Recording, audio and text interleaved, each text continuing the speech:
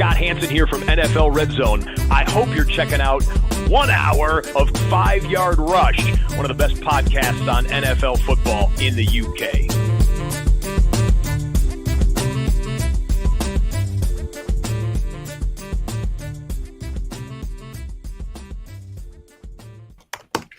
Good evening, Rush Nation. We are back. We are back with a week 3 review, week 4 preview. The last couple of weeks, we sort of dived into a bit of strategy, bit of pieces, and just sort of things to get going with the messages of don't panic and there's plenty of time. And then you get through this weekend, it's a quarter of the season's the way through. And if you haven't got any wins, then it's kind of all over. So we need to up the game, up the knowledge. First of all, Danny, how are you, buddy? How's your week been? How's the fantasy week been? Much more peaceful, less stressful week this week. Good. My redraft's gone really well. I think I was 9-2 this week, which seems to be different than what a lot of people seem to have messed up this week. So I don't know if I'm doing what I'm doing right, but I had a really good week. Redraft and Dynasty was, I think, 16-9 or something like that. So I've had a good week. That's decent. That's a good week. I don't know. I do have a sheet, and then I always forget like what I did in the week. I spent too much time thinking about the content. I felt it was a good week overall. But I'm looking forward to this week even more, and I'm looking forward to this week because we're going to get the week start right with someone I used to work with at PFN, who is actually someone who helped me quite a bit when I was there. He's been on the show before. It's been far too long, and he's out there grinding every single day. Part of PFN, but also fantasyfootballforwinners.com, putting out the content every day. It's BJ Rudell. How you doing, my man? It's so great to have you back. It's been a long time. I've really enjoyed chatting pre-show as well. Like, how's things? Same here. Great to see you, Murf and Danny. Great to meet you. And what you just said about, it's like we're in September and we're just kind of feeling out the season. But after this week, like you said, coming back from 0-4 or even 1-3, you're kind of in the hole, and other managers can sense that desperation. So this really is kind of coming out of September, a pivotal week for a lot of people to make sure that, they're on track. But I love the fact that every year it's similar storylines, different players. And so it's like the drama is always there. And I guess that's what keeps us coming back, right? It really is. Like, do you know what's really interesting? A shout out Renee. Renee is one of our Patreons, and she dropped me in the chat, or she dropped in the chat this week. And you can sign up to our Patreon below, patreon.com /5 Yard Rush, and actually put a special offer out there. So if you sign up for free, you can actually join the Patreon chat for until the end of October and see what you think. And I tell you now, if you don't decide to stay on after joining that chat, then there's nothing I'm going to put out that's going to work. So she dropped in the chat and she was like, I just don't know, like, how you do projections. I don't really know, like, the wood from the trees. How do you determine, like, who's good, who's not? How do you do projections? I was like, whoa. Like, this is a whole thing. But you're right, the recurring themes. And it's like, it was in another chat that I was in with Renee and a couple of people, and they were like, oh, yeah, well, yeah, I find if I don't get my start sits 90% right, because Sleeper have that accuracy lineup rating, then they lose. And I'm like, that's not the game. Like, you can't shoot for like 90%. Like, you're shooting for 70, 80%. Yeah, but when I get 70%, I lose. And I'm like, it's fine. That's going to happen. It's called a process. Like, if you're banging out the right process, more often than not, you will yield more wins than losses. It's just you need a little bit of luck and a bit of consistency and try not to panic. But, every year we get a first round, second round player who just completely loses the plot, like Brian Thomas Jr. this year. You get some injuries at the top of the board. The quarterback position looks thin all of a sudden, and then the running back position's looking thin, and now the wide position's looking thin, and everyone is like, where do we go? But that's fine. We got the next 60 minutes to get you ready and to help you win in week 4. And that's ultimately what we're here to do. There's so much stuff. I suppose we should probably just quickly recap the big news of the week, that James Conner's season is done. And unfortunately, likely his career. Don't want to wish that, but it's very similar to Austin Eckler. We knew we were kind of at the twilight of a career here, and he is unfortunately looking like he's going to be done. And as is Najee Harris, he's going to be done for the season as well. And then, as I mentioned, we've got some wide receiver injuries. Mike Evans, CeeDee Lamb, they're going to miss a couple of weeks. Terry McLaurin, that doesn't look good for this week, and maybe more of a quad injury. And then we've now got Jackson Dart, who is likely to be the starter for the rest of the season. BJ, from your experience, what do these sort of injuries do to fantasy rosters? And if you were, and I'm sure you are, probably have teams with multiple some of these players. Like what are you doing now? What's your approach when this happens, and how do you start to react to it? So there's three different reactions. If it's quarterback, the Jackson Dart replacing Russell Wilson, might be a net positive. That's the assumption for a lot of people. So you don't do anything with Malik Neighbors or Wan'Dale Robinson. You just hold tight. But in the case of like a Joe Burrow, a couple weeks before, then suddenly it's, well, this is going to hurt the rest of the team. There's going to be an offensive decline. When it's a running back, then the next man up is a wonderful opportunity for managers. The fact is, every year, between 8 to 10 roughly starting running backs will get hurt at one point or another on average. And so I always play the percentages of grabbing a few handcuffs in my draft just to see if I can hit one lottery ticket. And so those injuries generally are, they're a net negative overall because the backup is not going to be as productive necessarily as a starter. But on a team where you might need a running back, it's obviously a golden opportunity to reinvent your roster. With wide receiver, it's a lot trickier because if the number one goes down, maybe in Dallas with George Pickens, it's a little clearer because he has been a number one, so it's an easier transition. But on other teams, you might get a number two that we assume, he's going to be the number one.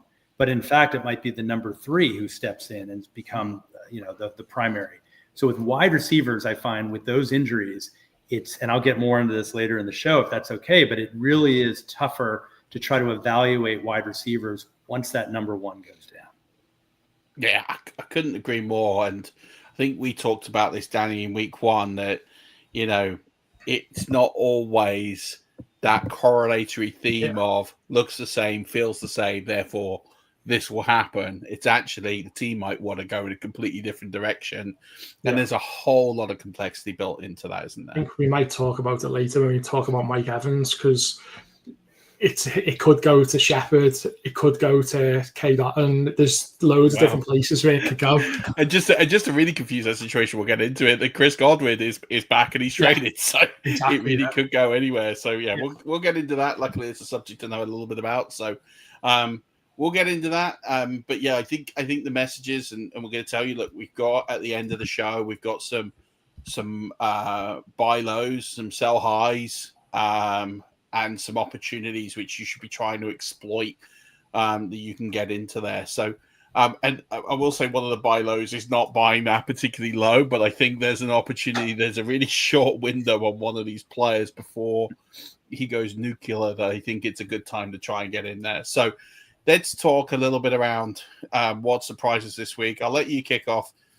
BJ, what were some of the things that really sort of surprised you in where it could be usage, it could be game script, anything that kind of think that was not what I was expecting in week 3? I'll give 3 things, and the first one is going to sound like the least interesting, but there's a story to it, and that's Hunter Henry going off for 2 touchdowns on 11 targets. It's the second most targets he's ever had. He's had 6. It's his 6th time he's had a 2-touchdown game. He's going to turn 31 in December. That's not a normal thing, but what it reinforces is how difficult it is to evaluate the Patriots passing game. This is not, you can't trust, you don't know if Stephon Diggs is going to actually come back and be the best receiver in week 4. People might give up on him too soon. Keyshawn Booth, same thing.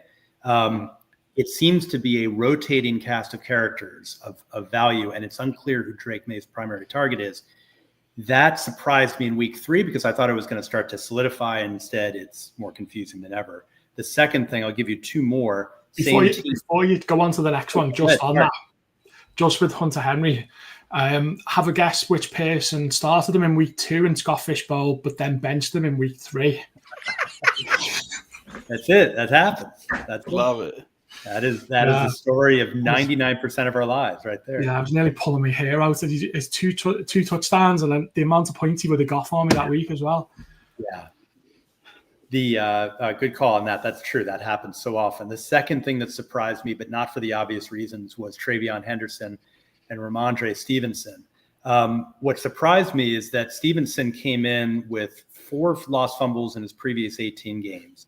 Then he loses a fumble, and obviously it was 1 week after that blow-up game that he had. And what surprised me is that he went back in. That given his fumble history, his coaching staff still believed in him enough and didn't believe enough in Henderson to keep Stevenson out there. Then Stevenson fumbles again, and that's it. But the fact that they went back to him, there's this little part of me that wonders, okay, they must not be entirely confident about Henderson yet if they're going to do that. My only thought on that, and I semi-agree because I had the same thoughts, is different coaching staff. And I think that this coaching staff, knowing they've got a lack of playmakers, were perhaps a little bit more tolerant and say, right, okay. And because they realize they're going to need everyone, because this year they're going to be competitive, but they're not going to be amazing because they lack a lot of skill players.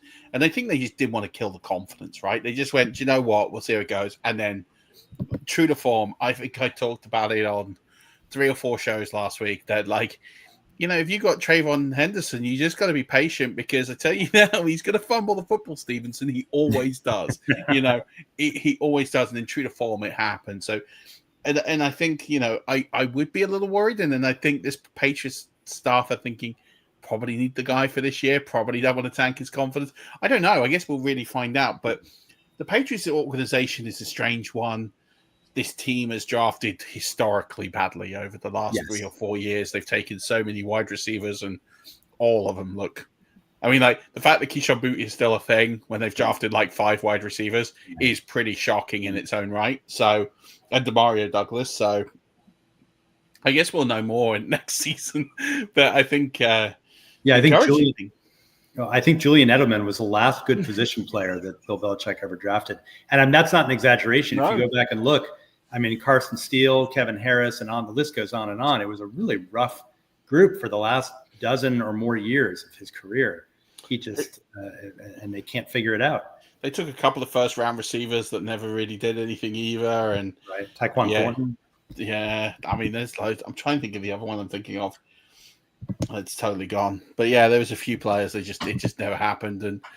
But then that's the Patriot way. You don't need to be a superstar to get there. You just get over the line, and this coaching staff is showing that they'll get over the line. Let's see, we go. What's the other one, BJ? The last one, again, for non-obvious reasons, and this is, and Danny, we're meeting for the first time at Murf. This is, as you might know, this is kind of how I approach things. Is I tend to try to figure out. I'm not always successful at it. What are people not talking about that they will be talking about later in the season? And how do we get at that early on? And Christian McCaffrey is someone who last summer, he was the presumptive number 1 overall draft pick. And my research, I have a spreadsheet that shows the history of high usage running backs and what they do the next season.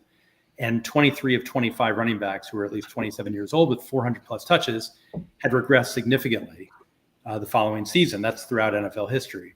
McCaffrey was a huge, huge risk. And it turned out that he got hurt preseason, and then that was the end. This year, I caution readers and listeners, same thing. It's unusual for any running back, especially this old, to have a second 400 touch season. It's not good. It's not a good sign if he has that. And what I see last week, we all saw it. And what I want to point out is Christian McCaffrey is now on pace for 436 touches. They can't bench him because they're 3-0. So suddenly the Niners are competitive, which means they have to stick with him. But the chance of him being able to get you to the fantasy playoffs, and we can get more to this later, I think it's a huge shock that the Niners, even with all their injuries, are putting that much weight on McCaffrey this early in the season, knowing what they know. Yeah, I mean, it's worrying that they are using him as much, but then they don't have anyone else. And I think they're letting Brian Robinson Jr. get up to speed.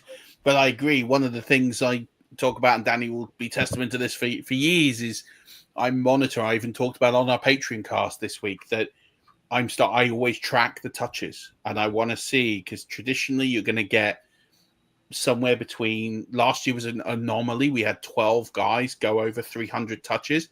That doesn't normally happen. It numbers around about 8-ish is the average, 7, 8. You know, some years it's 6, some years it's 9, but you kind of anywhere there. Double digits is rare. I think it was 13 actually that hit.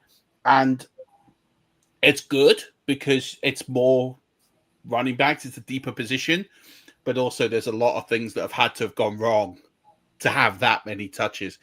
And so I hope we get to the point with Christian McCaffrey where he is seeding some work, because what we don't want to do is that burnout.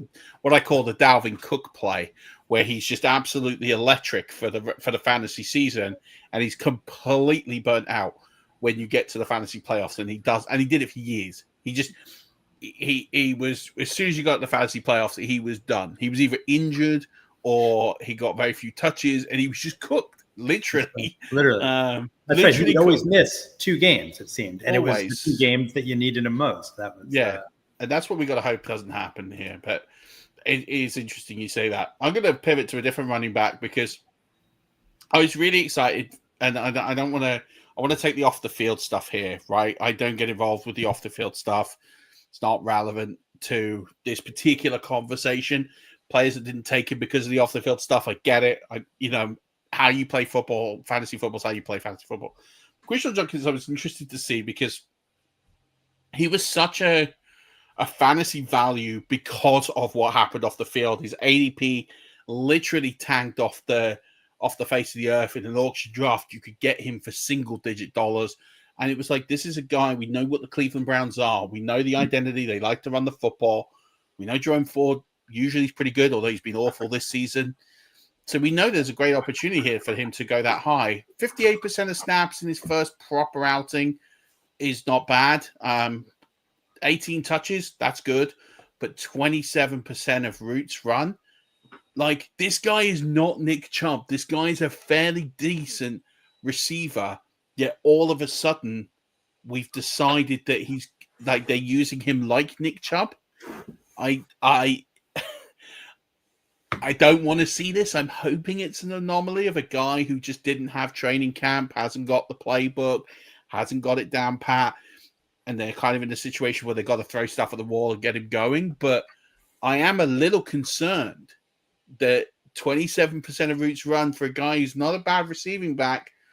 And I know Sampson's come out of the gate and done really well, but even at the low price, you got Judkins, you were hoping he was going to get some receiving work, but it doesn't look like that's going to be the case. That's a bit of a worry for me. What about you, BJ? What are your thoughts on Judkins? My thought is that I'm surprised that the Browns offense has not collapsed at this point.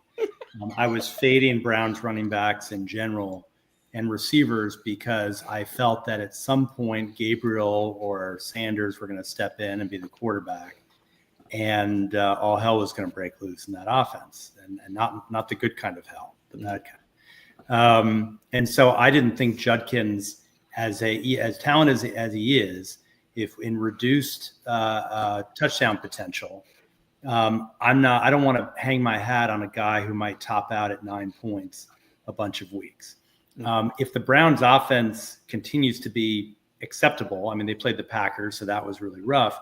But if it's acceptable, then I'm actually comfortable with Judkins because the team has so little else that they can lean on. I think Jerome Ford had his day, and I don't think Dylan Sampson is ready. I think there was a lot of hype this preseason, but I don't think he's ready. No. So I think Judkins will get all he can handle. Whether or not that impacts future years, for right now, I think people who love volume will love what they get out of him. I just think at some point when they turn over the keys to a lesser quarterback, it could be really hard for a running back, even as good as him, to be fantasy useful. Yeah, I think the value though that what we got him at, I think like he might not have an amazing season this season if they change quarterback, but like I was picking him up in round 10 and round 11 in drafts because people were just put off by him. So even what he'll get for that round is still much better than most people in round 10 and 11, probably better than 7 and 8. And like I'm not even looking for Judkins to be what running back 1 or 2. I just want him in the flex, and anything else is a bonus.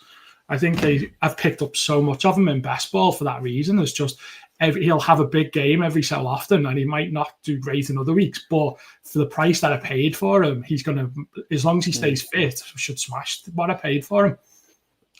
Yeah, he should. It's just whether or not it's capped upside. That's the and I'm hoping the hope I hold on to is kid didn't get a playbook until after the season started. And I know that in your running tree, your running routes in the running back position, it's not anywhere near as advanced as the wide receiver routes, right? But there's still some communication. There's still some trust. There's still got to be some execution. I'm hoping it increases, and I don't want to see Nick Chubb 2.0 because I think he's a bit better than that. So that's one thing that surprised me. Another one is Trey Tucker. Kind of surprised everyone. And 145 yards, 3 TDs. It was his first 100-yard game, and he had 3 TDs all of last year. And that in its load is shocking, right? And I'm looking at his routes run this year, and I'm looking at everything he's done this year, and I'm like, hey, this guy's got all the peripherals that these numbers aren't. They're fair for what he's done. And then I went back and thought, well, what happened last season? Do you know he ran the 5th most amount of routes out of any receiver in the NFL in 2024? The 5th most amount of routes. I would have never got that in a million years if I hadn't just gone down the wormhole and looked at this. And I guess my point is this. It's great that he's getting some volume, but the guy's always run routes. So his route running numbers are irrelevant because he ran the 5th most amount of routes and he scored 3 touchdowns all the last year. So that all the peripherals that point to him being an amazing ad, and you drop your fab on him and you sign him and you put him in your team, I'm now all of a sudden thinking, I don't know if I trust it. Because, yes, it's a different offensive coordinator. It's a different head coach. It's a different quarterback. I get all of that. And that's what you want to hang your hat on. But the fact he's running this many routes isn't extraordinary because that's what he did last season when they were bad. And this isn't a great team. So I'm just thinking in my head, is the number that we saw on Sunday an anomaly? And my thinking is, when I'm looking at the research, it is. It's an anomaly. So I'm really conservative about putting him in a lineup this week off the back of last week and chasing the points because you're great, it worked, but I don't think we're going to get too many of these games. And I was really surprised by how many routes he ran last year. Factoring in the fact that Geno Smith is arguably a subpar fantasy quarterback, and that Ashton Genty still has not come through as a running back. He had almost 400 touches last year in college, by the way, and that is a concern, and it might have some impact on his lack of productivity so far. But it seems it would be unusual for someone like Tucker to finish the season as a top 10 receiver when you still have Jacoby Myers, you still have Brock Bowers. And I always look at these things and say, what did that come at the expense of? Like, Rashad Bateman went off last week with Mark Andrews. It came at the expense of Derrick Henry and Zay Flowers. So you can't just look at it and say, I'm like what you just said, Murph, I loved it. The idea of chasing points is that sometimes managers chase points without realizing in a whack-a-mole scenario, you're hitting one, you're getting one, but the other one is just below the surface. And the only reason they didn't rise up was because of that dominant performance. And a lot of times these things even out. Yeah. Sorry, I was just going to say, he's also 7.4 expected fantasy points per week more. He actually got 7.4 more than what he was expected as well. So, like, he's average, just looking there, he's averaging like 19.7 because of that blowout, a big, massive one last week. But he's actually if he was, according to PARS, about 12.4 points. So he's over-exceeded drastically over the first 3 weeks from what was expected based off the targets that he got and all the different criteria. It's an anomaly, surely, you would think. Like, yeah, it is for sure. And I think the other thing I'm a little worried about with him is that, as BJ sort of alluded to there, is what at the expense of, the Mark Andrews thing. I said very clearly earlier in the week that there was no Isaiah Likely. So there was no rotation there as well. So yes, it came at the expense of other people, but it was a one-off because Isaiah Likely didn't play. There wasn't enough backup, there wasn't an opportunity to take him off the field for what the Ravens want to try and do. And with Tucker's going to be there. But again, we know Brock Bowers is being brought on slowly. They're nursing that injury, whatever that is. We know Gene T is not involved in the passing game at all because they're just concentrating on trying to get him in sync with the O-line and trying to find the gaps and get that explosiveness going. So they're actually taking away that side of the ball for him. And that's the reason why, because they're really concentrating on him trying to just develop as the pure runner and get him to where he needs to get to. When he comes involved, Brock Bauer gets his targets back. Jacoby Myers is still there. Trey Tucker's not going to be a thing. I've got him at 41 this week. Wide receiver 41 in half-point PPR. And I've done that just in the what if he runs the same number of routes and sees a similar number of targets? It's possible. I don't think he's that explosive a player. If he was, he'd have broken out well before now. So I've got him at 41, giving respect to what he did last week. If not, he'd have been closer to 60. So that's kind of where I have him. The last one, and this is a really interesting one, is Parker Washington, because, again, another big, strong waiver wire ad. Didn't transpire in the box score, but 11 targets, 137 air yards. And I'm really confused by what Liam Cohen is trying to do here in Jacksonville. Now, I watched a lot of Liam Cohen last year as a Buccaneers fan. I really dug into what he was trying to do. But let's be honest, he's received a downgrade from Evans, Godwin, McMillan to BTJ and Travis Hunter, the rookie, and Parker Washington. You know, it is a significant step down. And what we're seeing is that when Liam Cohen doesn't have all these skilled players in a complicated offense and he doesn't have those truly experienced football guys, then guess what? The offense struggles because it's not an easy offense that he is installing. It will come great towards the end of the season next season, but his scheme fit and the way he wants to do things is not easy, and it's not going to come easily. And you're seeing that with very uncharacteristic drops from Brian Thomas Jr. I can't ever remember him last season dropping the ball as many times as he has this season, for sure. You know, he had multiple drops on Sunday. Travis Hunter doesn't look like he gets it. 8% targets per route run. He just doesn't look like they don't look like they're on the same page. Trevor Lawrence doesn't look anywhere near as competent as he should be. And it just makes me think, is Parker Washington the only guy in this offense that gets it right now? And that's why he's getting the ball, because that's what it looks like on the tape.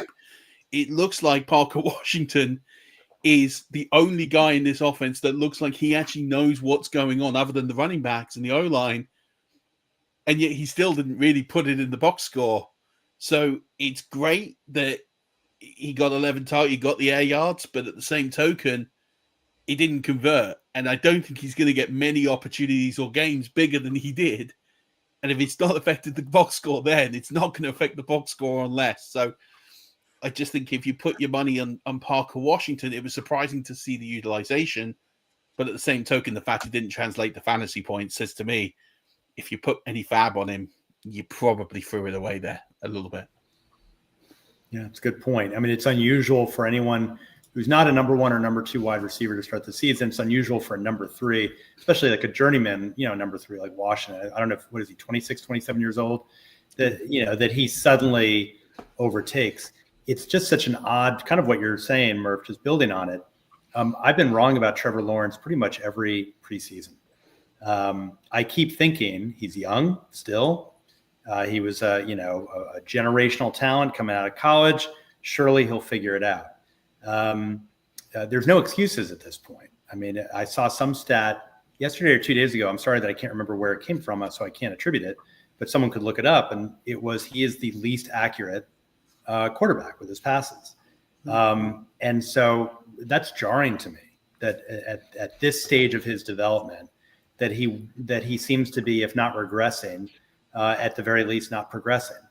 And in those kind of offenses, that's when someone like Washington will step up on any given week, because if Lawrence is not able to optimize the ceiling of his supposedly elite receivers, then he's going to wherever he can go to get the yards. And maybe it's someone underneath, maybe it's just someone he has better chemistry with, whatever it is. It just doesn't make sense. It doesn't add up. And I feel like if the Jaguars start losing enough games where there's dissension in the locker room, there will probably be some kind of conversation about, that leaks out about this person's not doing his job, this person's not doing that job. Because on paper, they just have too much talent to not be doing more than what they're doing. Murph, do you have stats at all on how long he keeps the ball before he throws it? Because it feels like every time I watch him, he keeps hold of it forever. And he takes too long to get it out. And then by that point, he keeps getting sacked all the time. Like, you need to remind me when we go to preseason next season never to draft him, because I've got loads of them based off the fact that there's a new coach and he's got loads of weapons. Exactly what you were saying, BJ, is I was expecting more because of who we were playing with, but he hasn't stepped up at all. If anything, he's gone backwards. So I will tell you now that Trevor Lawrence this season has the 6th shortest time to throw in the NFL. So I think what you're seeing him. So what that means is when it's a clean pocket, time to throw on a purely designed play, I think what you're seeing, Danny, on the tape is you're seeing a player who isn't finding his first read or second read, so he's extending the play by breaking out of the pocket, looking around, and he's struggling because the receivers aren't doing their jobs. Now, BJ, you make a good point on the accuracy here, because the one thing about Trevor Lawrence's accuracy, and it was one of the things that he was heralded for in college, was how accurate he is with the football. But actually this season, it has been a rocky start for him. He's actually not, well, if you just go on pure completion percentage, he is ahead of Cam Ward. That's it. He's ahead of Cam Ward, a rookie, in a pretty poor offense. Now, what's more stifling and probably what's more damning for him is that Baker Mayfield was top 3 in accuracy in a similar offense last season. So what it's telling you is that, and this is not something I really want to levy it at him, but you have to start looking at the football intelligence. Does he have the ability to actually pick up a complicated offense? Now, I feel for Trevor Lawrence because he's on like his 3rd or 4th head coach. Like, I've lost count, so fair play. Like, you have to understand that he's not had it easy in the NFL, that he has a different head coach. He's had different offensive coordinators, he's had different systems. Like, there is a part of me that's really sympathetic of all of that. But the bottom line is he's paid as a franchise quarterback. He got paid $250 million. And the truth of the matter is then there's no return on that money. If he's passing accuracy at the moment this season is a really shocking 55.8%. Is there anything in it with Brian Thomas at all? Because I've read things where people are talking around he could be playing with an injury, so as a result, he's not really sticking himself in the way of danger as much because he's actually carrying a knock. I'm not saying that's an excuse of why the passing's been bad, but I'm just wondering if like that takes the pressure off. If he's fully fit and he's there being able to catch, that it takes the pressure off him a little bit. So I looked at this because I did think that was a thing, right? And I thought, is he playing hurt? So it's hard to obviously diagnose, and I'm not a doctor, right? So I can't diagnose an injury. I don't have that skill set. I'm not even going to try. So I'm trying to look at the analytics to see, is there any indicators? Top speed looks the same. So then I thought, okay, the indicator to me that will determine how injured or how bothered he is by an injury is his ability to separate. So when I looked at his numbers, his fantasy points data are phenomenal, where I can actually break into his average separation score. His average separation score is, and I haven't done it per route, but I looked at it in just coverage, a really simple coverage of man and zone. So when I looked at this, his separation score in man, now I'm going to grant you it's 21 routes, so it's not tons because there's not that much man played in the NFL anymore, but he's separating at a 0.429, which is huge. It's one of the highest man separation routes. In zone, it's not an amazing story. It's 77 routes. He's separating at a minus 0.039, so he's almost flat. So he's not separating loads. So then I sat there and thought, okay, so let's look at how that trends to 2024. And if I look at his 2024 numbers, now again, we've got a much larger sample size. So his man numbers are separating at a plus 0.167, which is still pretty good. but he's obviously a lot more, so there's less volatility in that number. But his separation score for zone is 0.085, so it's a touch higher, but it's not a ridiculous amount. So he's separating at a like the man, he's separating a lot better at man route, but then it's also a much shorter sample size. So I think the bottom line is we can take from this that he's not separating any worse than he was in man coverage, which would be for me an indicator that he was injured. If that was a severe difficulty that he wasn't able to separate, that's not happening. So then I look at it in zone and I think, okay, part of this is just scheme, design, play, etc., slightly different, but there's nothing alarming. There's not an alarming drop off that he's not separating at a rate. So then the only other thing I started to look at with him was I started looking at the just any sort of metric where I could look at what he was doing in terms of his route running and looking at his sort of just abilities off the ball, and everything checks out. And then the one thing that really stands out, and this is the thing that is really standing out to me, is his catch rate. Anyone want to take a guess on what Brian Thomas Jr.'s catch rate is this season? Not a clue. 28%. Wow. So the problem is he's not injured. The problem is he's been bad.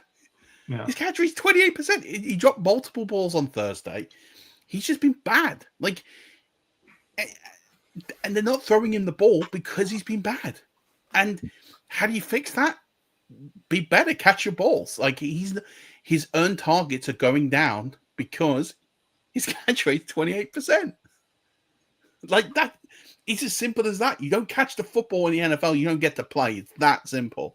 Another player who is very, very similar to him right now is Calvin Ridley. The reason why I think Iomino is outshining him is because he keeps dropping the football. And Calvin Ridley is, I'm really concerned that his career is pretty much done in the NFL because this is his third different team that he's not shown up for. And it's like, we can keep blaming the quarterback and we keep blaming the play, but the bottom line is it's not good enough. And a 28% catch rate, I mean, I'm looking at receivers that have got a worse catch rate in the NFL. You ready for the list? Xavier Legette, end of list. Who's been terrible. So he's worse than one. He's better than one receiver in the NFL who happens to be the worst receiver in the NFL this season. Like Brian Thomas is just bad. Like he's been bad. There's no. You can't blame Lawrence. You can't. I mean, you can blame Lawrence a little bit, I suppose, because some of the balls are a bit wonky and haven't been great. But ultimately, he's not caught the football. So, like that's it. Like he is just bad. And really bad, like 28%. Like, by the way, next on that list, just to finalize my point, is Calvin Ridley, 38.1%. I was going to mention Ridley is kind of it seems like two similar players at different points of their career where, Ridley is seems to be almost done, seems to be kind of in a DeAndre Hopkins-esque swan song of his career. And yet it seemed that there's this like Occam's razor, what's the most logical thing? And the most logical thing is that Thomas will figure it out at some point, whether or not it's this year.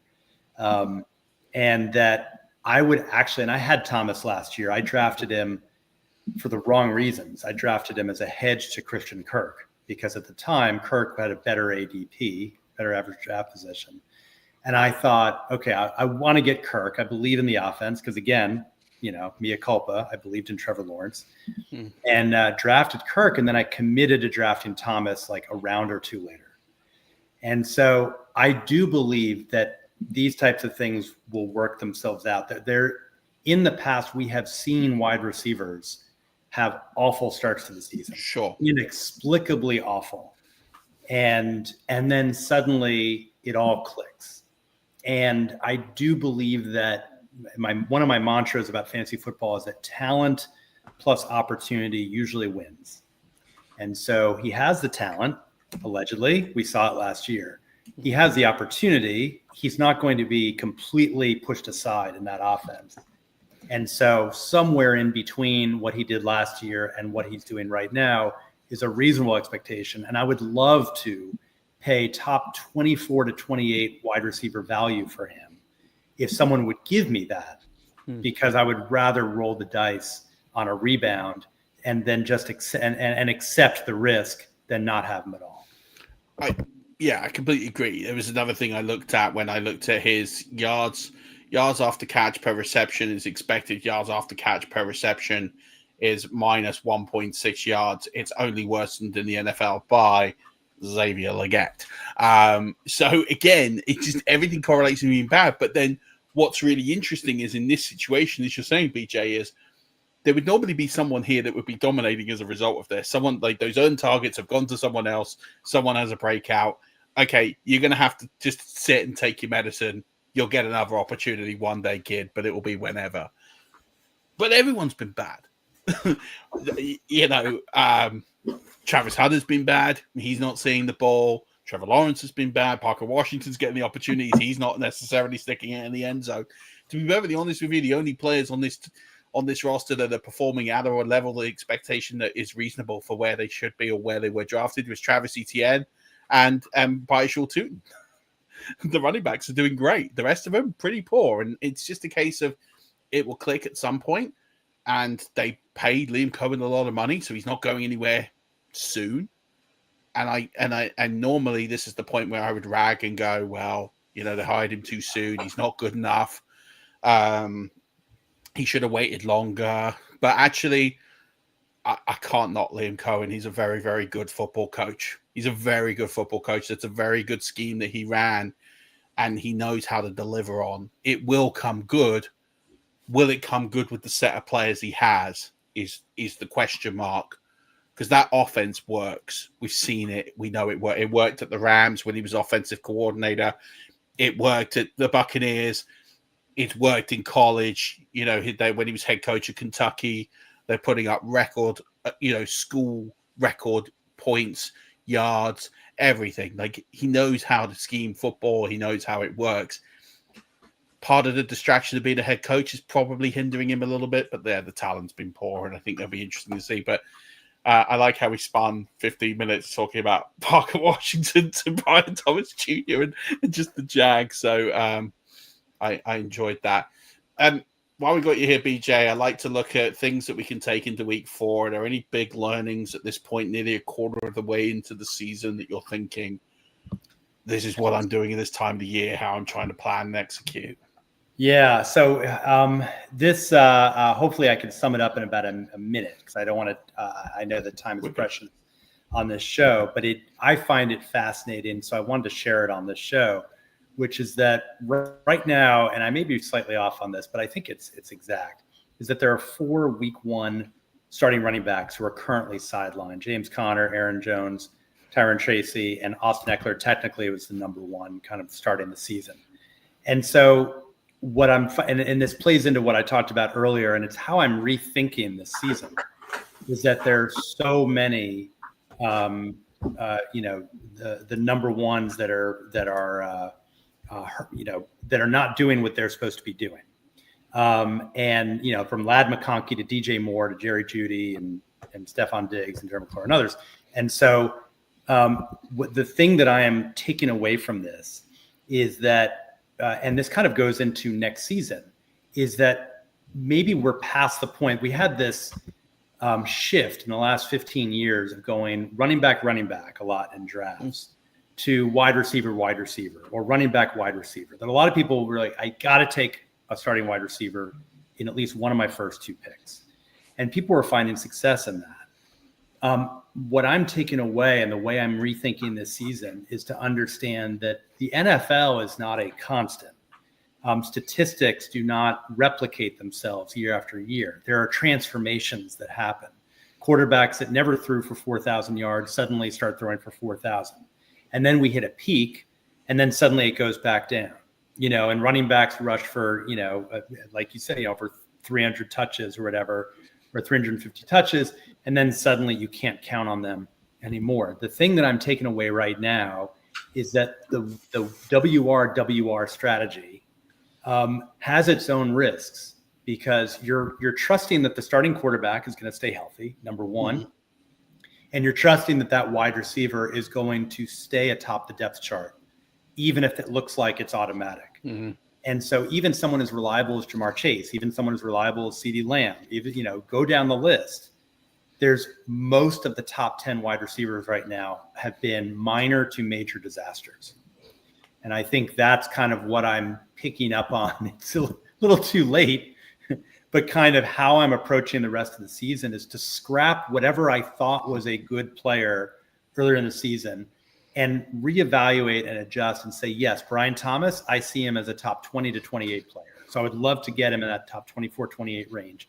But no, I don't see him as a top 6 player, and I'm comfortable with that. Mm-hmm. And I'm okay with that because this is what we've seen. And going into next year, I don't want to get in that stuck pattern of thinking that just because they did it last year, they're going to do it again.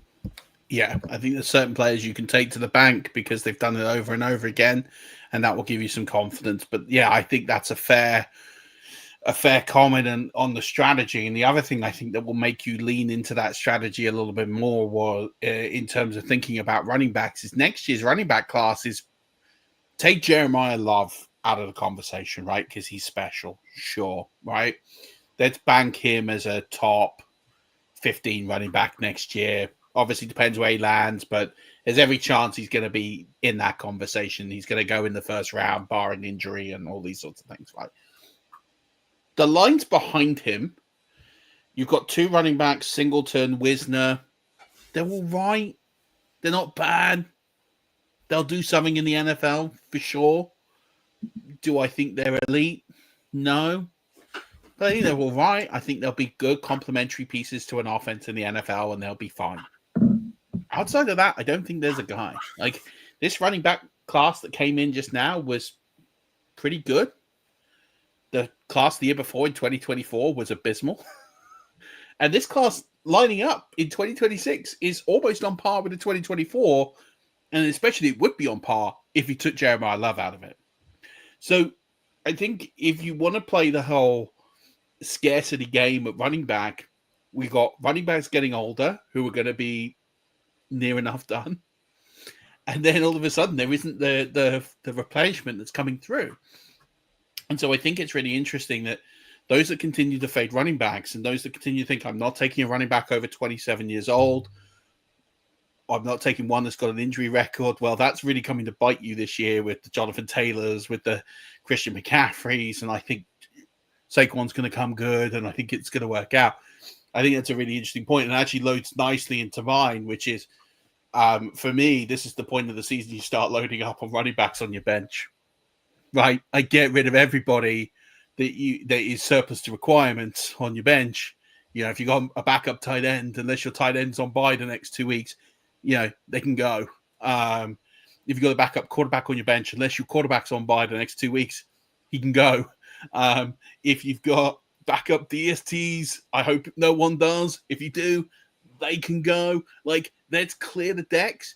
I want to see on everybody's teams 4, 5 running backs in their bench because, as BJ alludes to, this is the point of the season now where guys get hurt, and it's horrible. And I don't want it, and I'm not wishing it, and I really hope that this was a thing that we don't have to talk about.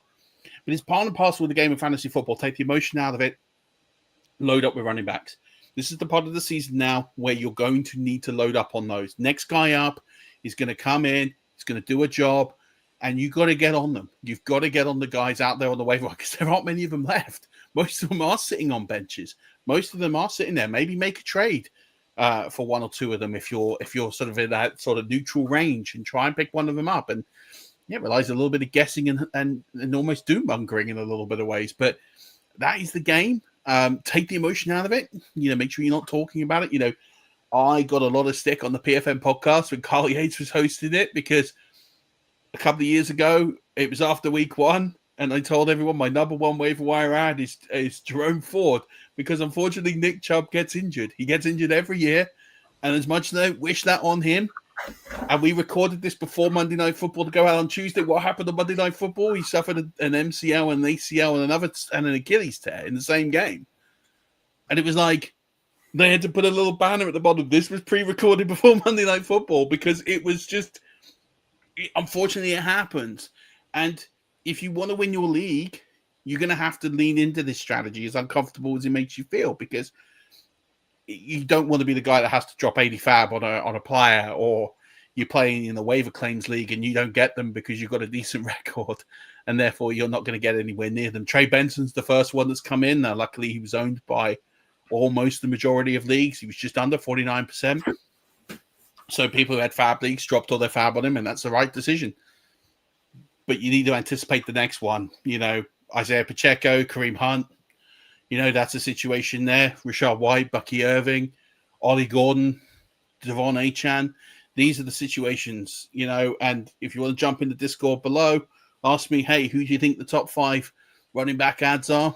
Then let's do it. But, you need to be adding them now, and you need to have 4 running backs on your bench next week, because as the buys start to happen, it's the only way you can get ahead and turn a losing team into a winning team quickly. Is there a couple there that we thought were the backups who might not necessarily be the backups now as well? So thinking about Buffalo, for example, I always thought Davis would have been the backup for sure, but it's looking more and more like he's actually at run back 3 at the moment. And there's probably a few others as well. Yeah, but I would say Davis is the guy who's going to be in line for the workload. Yeah, if he got injured. If Cook got injured. Now, you can have a change of pace back that's going to come in and do some of the heavy lifting and alleviation work. It's the same way that let's look at Kyron Williams, for example, right? And I've talked about this for a year and a half now, that Blake Corum was drafted because he's like the carbon copy of Kyron Williams. Yeah. So if Kyron Williams goes down, Blake Corum is coming in because he fits exactly what Kyron Williams' skill set is. You don't have to rip and replace the offense. It does the same thing. But that doesn't mean the guy who's going to come in and pinch hit. It is a little bit this season, but previous seasons it hasn't been Blake Corum. It's been another running back. It's been someone else because they want to change a pace. They want someone who's a bit different. Ray Davis is very similar to James Cook. So if it's not working with James Cook, which this season it has, it's been brilliant. But if it wasn't, you're not going to put the same make and model in.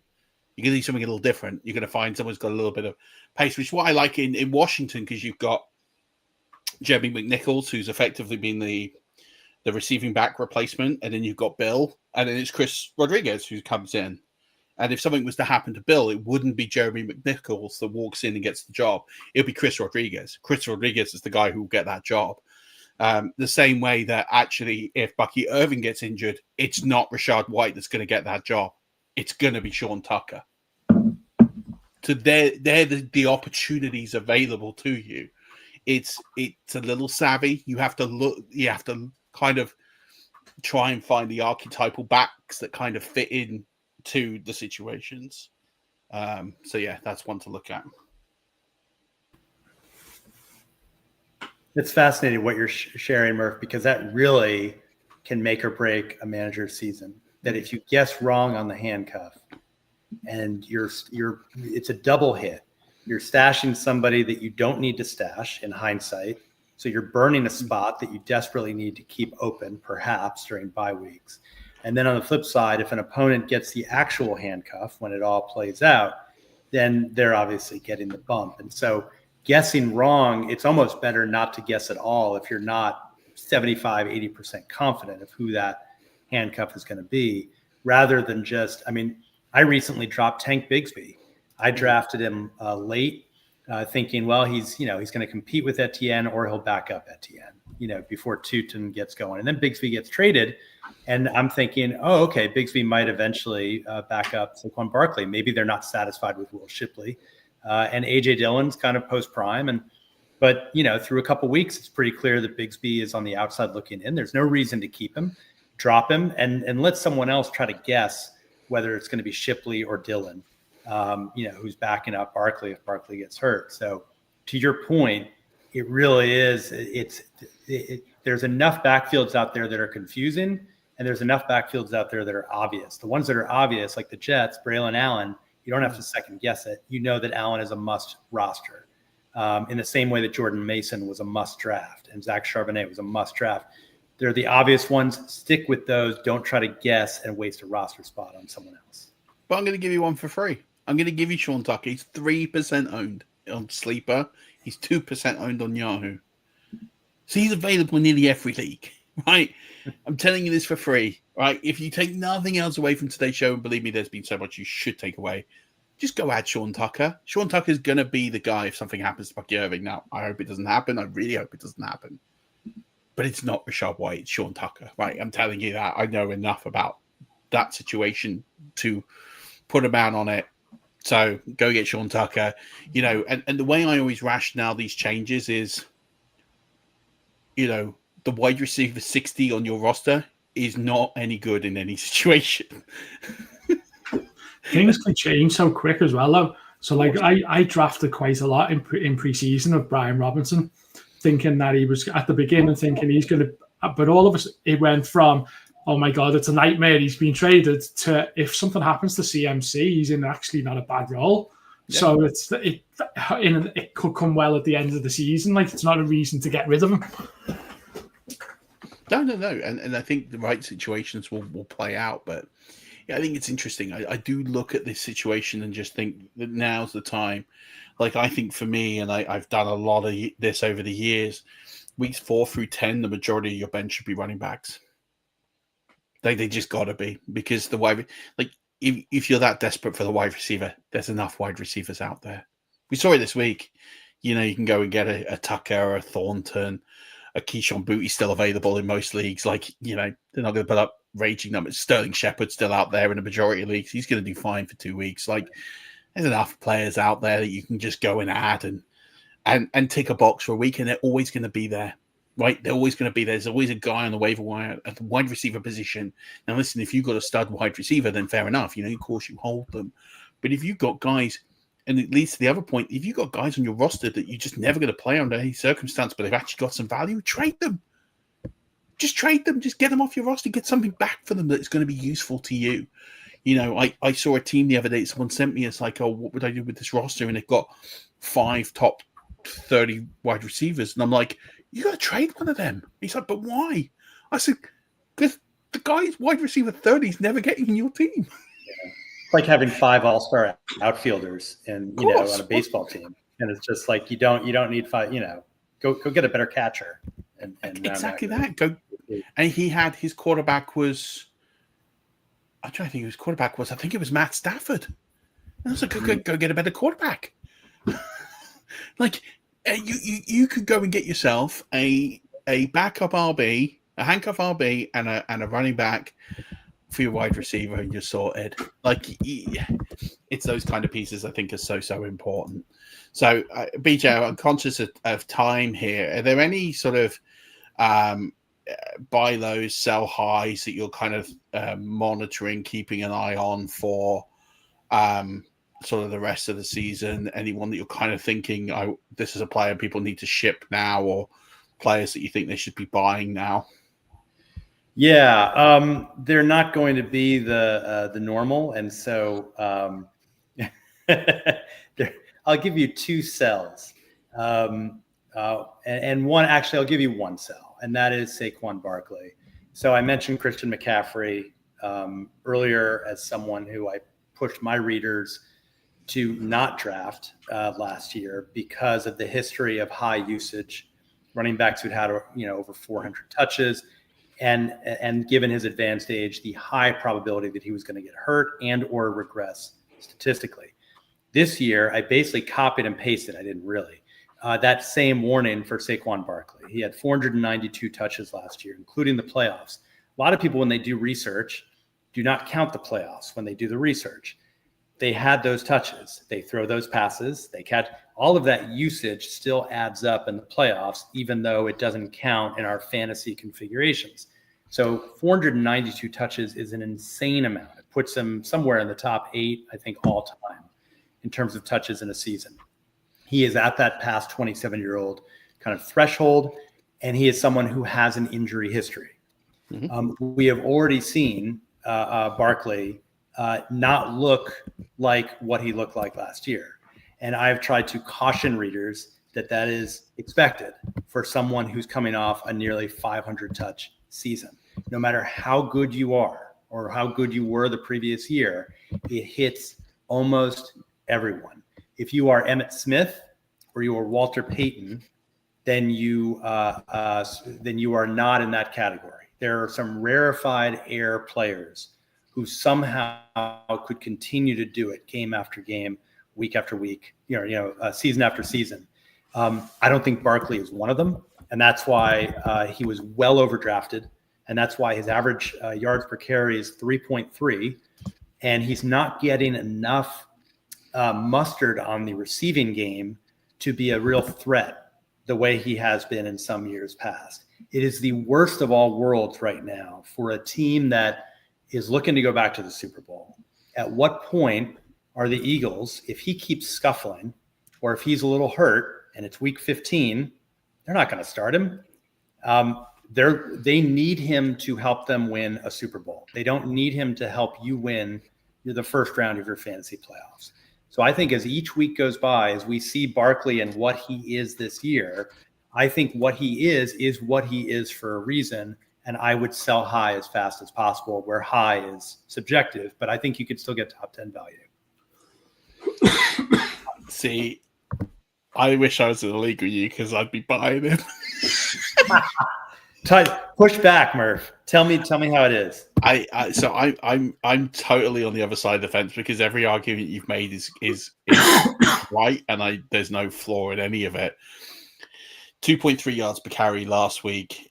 He's had more yards per carry. He's had more games under 4.3 yards per carry this year, which is every game this season, than he did for the entire of last season. Right? 100%. There's no argument there. He's also averaging 3 fantasy points per game under his expected. So the workload is there to support a better output. Typically, these things revert back to the mean. So then I start to look, okay, why is it that it's not happening? Right? There's a number of reasons why it's not happening. His yards before contact, so in last year to this year, is significantly less. It's significantly less. Now there's 2 reasons for that. Saquon Barkley's forgot to run, like he's forgotten how to run and find a hole, which I just find that hard to believe. Or the O-line just isn't getting the job done, which probably is more of an alignment to what we're seeing. They're a good team, Philly, with a good offensive line. There's been some changes, nothing significant, but it seems to be playing a bit of havoc. I think they work that kink out moving forward. I get the point on the age. I think the age is right. He's getting stuffed. So what we call a stuff, or what fantasy points call a stuff, is not resulting in a first down or touchdown if he's running for less than 4 yards on first down, or if he's running less than 3 yards or any other down. He's getting stuffed 52% of the time, which again for Saquon Barkley is completely unprecedented. And yet when you look at his yards after the catch, yards after contact, it's almost 2, which is pretty respectable. It's not elite, it's not normal Saquon Barkley numbers, but it's still pretty good. It's still well above average. So that says to me, and I've seen a little bit on the tape, and I'm interested to see what happens this week, but I actually look at this situation and think, this will right. Will we see 2024 Saquon Barkley? Probably not, right? And I'm not sitting here saying he's going to finish as the RB1 in fantasy football. But here's a story and a narrative I'm going to paint. They're up against the Buccaneers. We're looking at one of the best run defenses probably of the last 20 years. You're looking at a run defense that has consistently held every running back it's faced under 60, 70 yards of rushing offense and is stopping people from getting in the box. I expect him to have a pretty bad game, which is why I have him outside of my top 12 this week. So we're going to go a quarter of the way through the season. Saquon Barkley owners that did all of a sudden overdraft him and realize this are going to start panicking. So I wouldn't make the offer yet. I'm going to wait till Tuesday. I'm going to bank on him getting under 70 yards. If he gets under 70 yards rushing, we're going to get to a point where people are going to start panicking on Saquon Barkley, and all of a sudden you're going to be able to acquire him for a lot less than probably he's worth. And then I think his schedule starts to really even out as the season goes on. And as that starts to even out, you're looking at a running back one rest of the season that I think you can buy at a very, very good discount. So I'm going to layer onto that, Murph, and say if you were out there and you agree with Murph, and he's right about most things, so go for it.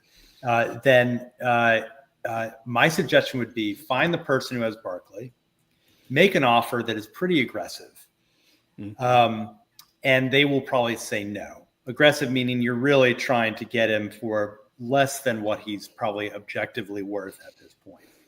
Then go back to that same manager after Barkley has a bad game this week, and you say, I want to be fair to you. I'll extend the same offer for one more week.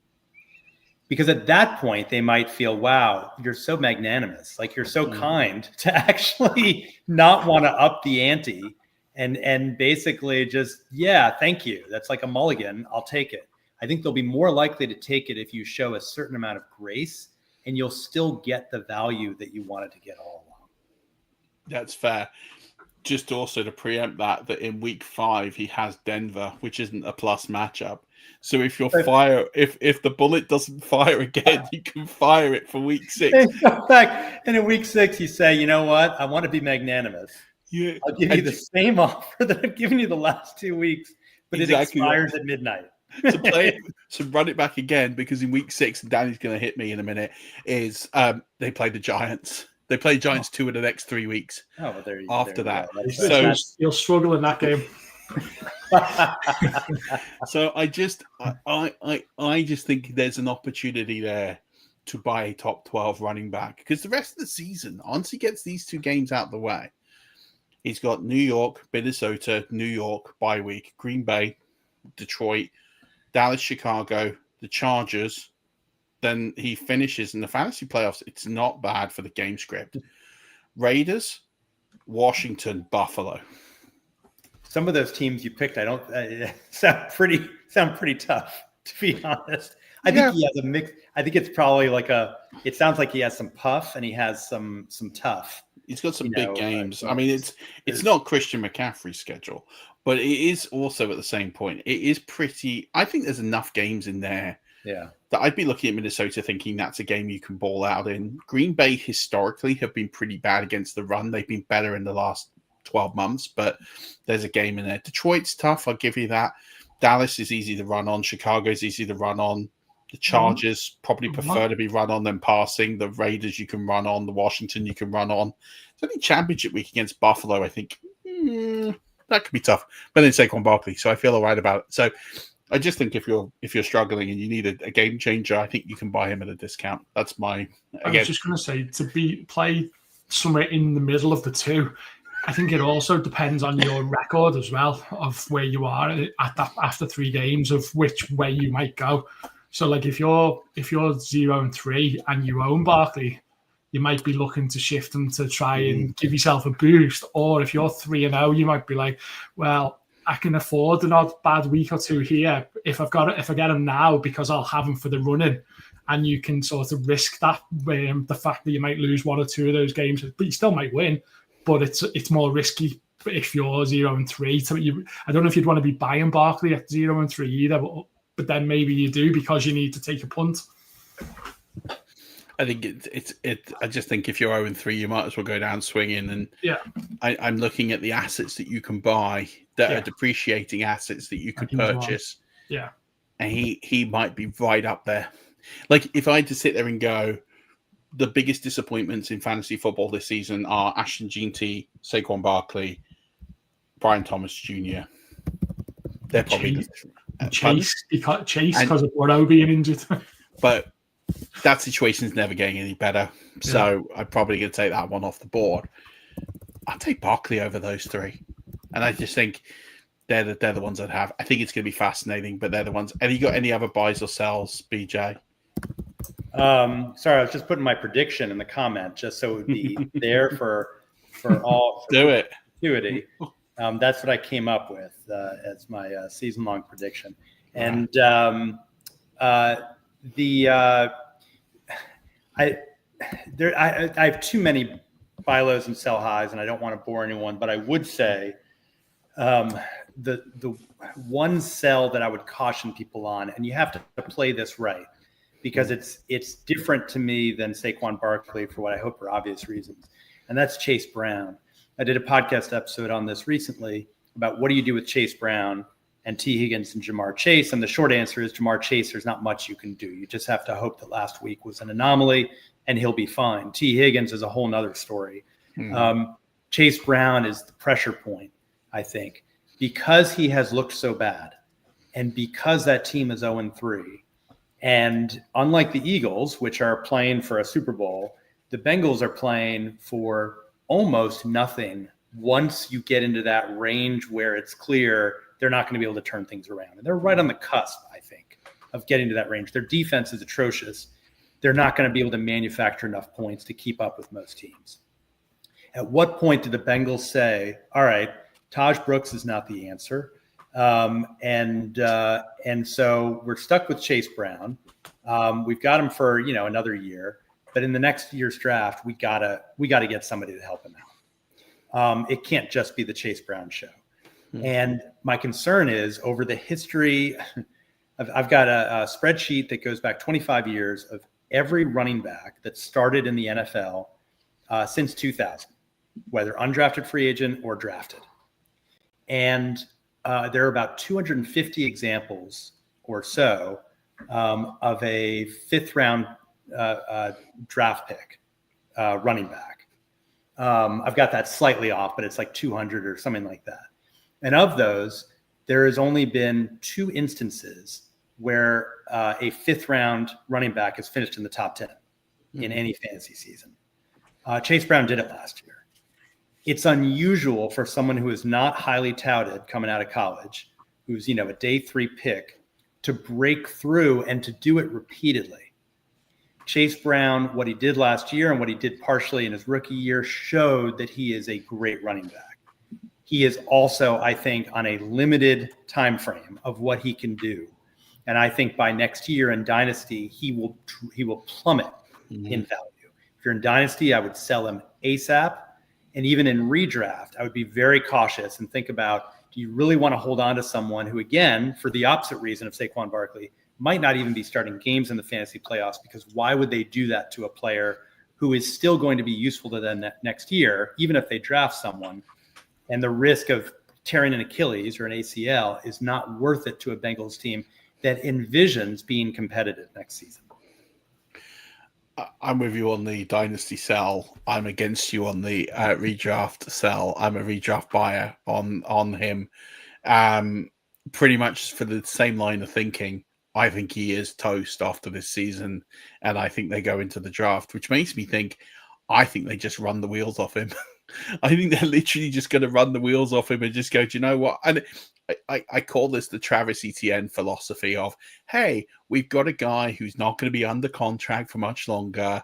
We haven't got a suitable answer on the team. Let's just keep running it and running it and running it, because, hey, we don't care what happens after this season, because and there will be some points next season he could be useful. Could be trade him. No, because I don't think he's got enough of a cachet to warrant a significant draft pick back. And if you're the Bengals, what are you doing with a 5th round, 4th round pick? Like, I don't think you're really stacking that into anything. You might as well run it out there with him.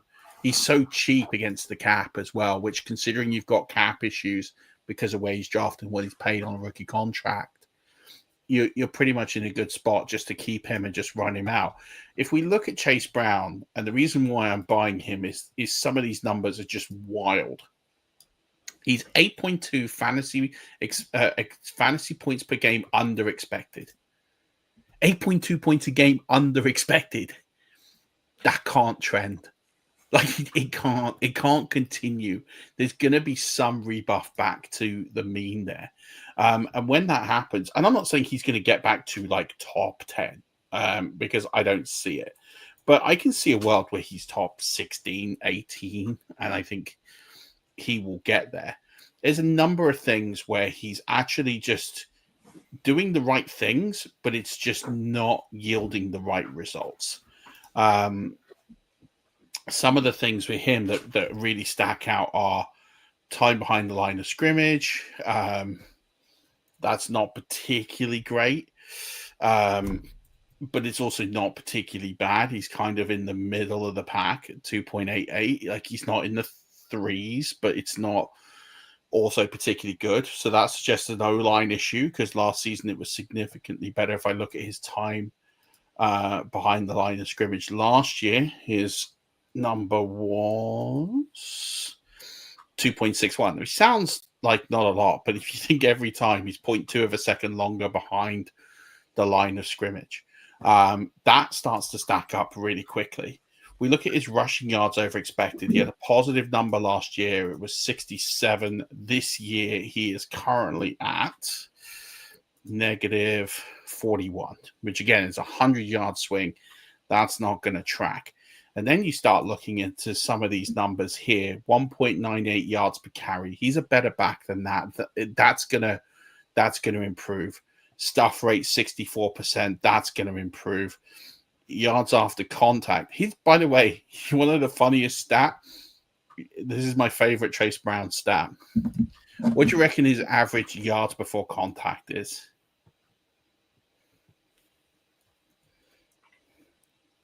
Chase Brown's yards before contact this season. 0? I don't know. It's as close to 0 as it's going to get. It's 0.02. Is it really? That's yeah. Hilarious. I was sitting there thinking, like, what's really, really bad? 0. I don't think I've ever seen that. I don't think I've ever seen a running back with a yards before contact of 0.02 yards per attempt. What was it last year? Because is that an offensive line issue at a certain point, or is it the fact that the defense is not trusting Jake Browning and basically cheating up on Browning, basically stacking the box and it was 2.03. So yeah. Again, when we're looking at the underlying metrics, it's not the player, it's the offensive line, it's the system. You've got a quarterback there that's just sort of feeling the way a little bit now. Because that's half of his season is with Jake Browning under center. That will only improve. It's gonna get better for him. Like it can't get any worse. This is what I mean. You're buying a player his floor, and again, if people are panicking, they're 0-3, they're 1-2, they're really struggling. In a redraft scenario, I just think they got to keep going with him, and I would buy into it. So same team about 5 years ago, was it, before Joe Burrow? Remember Joe Mixon?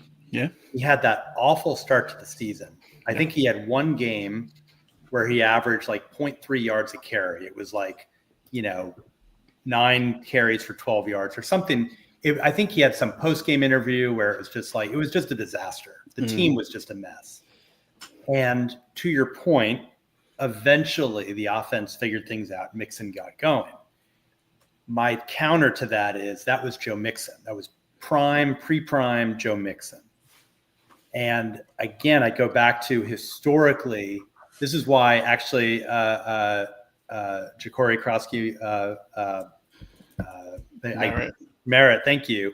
I was down on him this summer because undrafted free agents rarely break through as rookies. The only one who did was Isaiah Pacheco. That was literally the only, and I guess Eckler, if I remember correctly, in the last 20 years, it's highly unusual, even in a perfect scenario, that these guys are seen as good college or sometimes great college running backs. But the question of whether it translates to the pros, the verdict's already out. And so there's so many, if you go back and look at all of the, McBrides, that guy from Minnesota, and all these guys who, I don't know why he came to mind, but all these guys who, very trendy for 1 week or 2 weeks. And the difference with Chase Brown to me is it was talent plus opportunity. But at what point do defenses adjust to the talent? And basically someone like Joe Mixon can break through because he's Joe Mixon. Someone like Chase Brown, I don't believe he can turn things around to the same effect, which is why we politely disagree. Yeah, but he's running back 33 right now, and I just don't see it getting worse. So I just think you can buy a player who will, I think, return RB 15. I think is in the range of outcomes, and I think you can buy him for a spare part. I really think you can get him.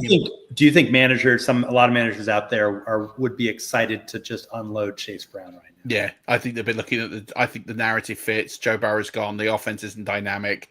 I'm not getting the same player. I just think I'm going to cut my losses here and just get a serviceable piece rest of the season. And again, if I look at his strength of schedule is not bad at all. Like his strength of schedule, these next 3 weeks is really tough. Okay, it's tough. Denver, Detroit, Green Bay. I don't think Green Bay's that bad a game, but statistically at the moment, it's not great. He's got Pittsburgh, the Jets, Chicago, which are plus games. Pittsburgh again, New England again, and then New England. His fantasy playoff schedule, by the way, is Baltimore, not amazing, but then he's got Miami and Arizona. Like, I just think it's a swing, right? I'm not sitting here predicting that he's going to be the most successful running back we've ever seen, but I think his value is depreciated so badly. And when I look at the reasons why, I think they're fixable. I don't think it's talent. I think it's situation that will improve.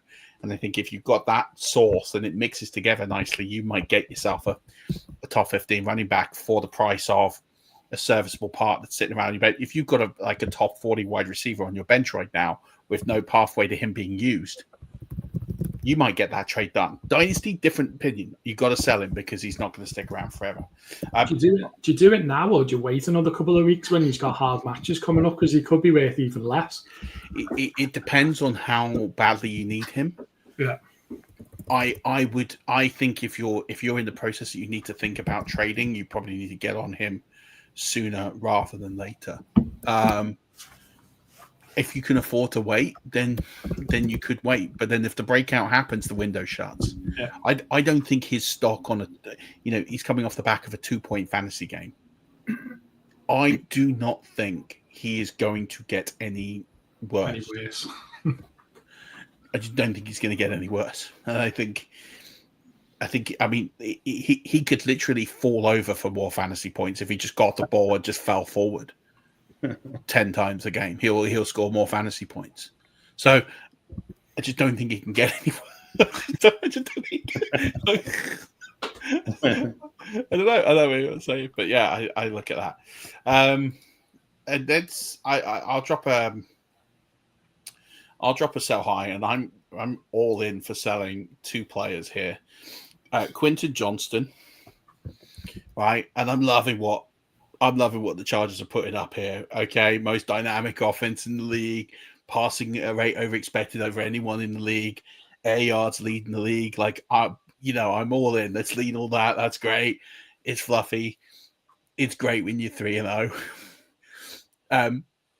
This is Jim Harbaugh. He'll go conservative at some point when they've got a chance to clinch in the playoffs. Like when it gets to the point where it's like, oh, okay, actually we've got to be really sensible here. We've actually got to start playing games and get conservative and not throw the ball 41 times a game.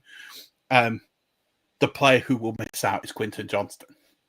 Like they're not going to not throw to Labaconki. They're not going to not throw to Keenan Allen, because where he's needed in that type of space and role is perfect for what they need. So the guy who's going to be very boom and bust will be Quentin Johnston. You're getting a guy who you acquired off the waiver wire for free or very, very little fab. You can turn him into a very, very nice, usable piece right now. Go to Chase Brown owner and see if he'll take Chase Brown for Quentin Johnston. Because I tell you what, I'd hit the dynamite on that right now. Like if he... I'd go for it like all day long. If I was, I'd trade. You'd rather have Chase Brown than Quentin Johnston all day long, because I don't see this wonderful world that we live in, that the Chargers are the most dynamic passing offense in the NFL, staying for 17 weeks. And so when that run comes to an end, what's Quentin Johnston? He's going to have some nice weeks, but it's going to, and listen, he's got 2 of the next 3 weeks are very nice. He's got New York and Miami. That's great. He's got Washington in there. He's got Indy. Then he's got Minnesota. I just think that passing rate is going to start to go down. They're going to get into tough physical games. They're going to have to stop throwing the ball as much. They're going to run the ball more once Hampton is kind of really up to speed and they're what they want to do. I don't see them throwing at the rate they're throwing consistently, and they're not going to support 3 wide receivers. So for me, and I could be totally wrong, the guy I just don't think is going to get the ball consistently is Quentin Johnston. So I'd package him up and sell him. And the other player I would sell, and this is a tough one because it would be a hard one to sell, is Jackson Smith-Njigba. Because, and by the way, when I say sell, I would sell him for a king's ransom. I'd rebuild my entire team off of what I'd get for Jackson Smith and Jigba, because I'd want the world.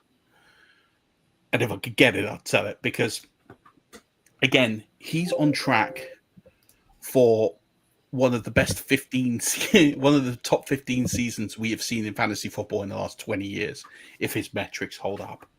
This is a guy right now who, and this is coming off a down game where he had 38% targets per route run, 14.5 A dot, 96 yards, and he had 6 targets in what was a low volume game, but he still put up massive numbers.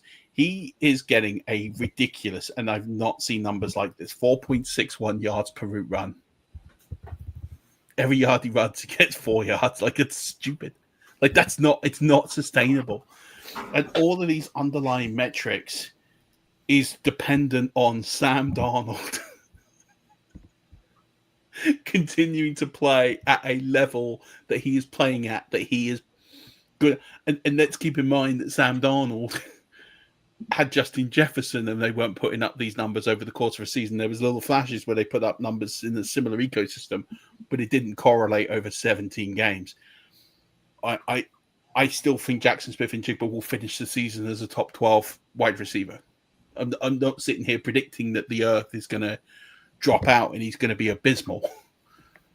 But I also just think that right now he is at the absolute peak of fantasy football prowess. And if I could trade him for, I'll throw some names out there.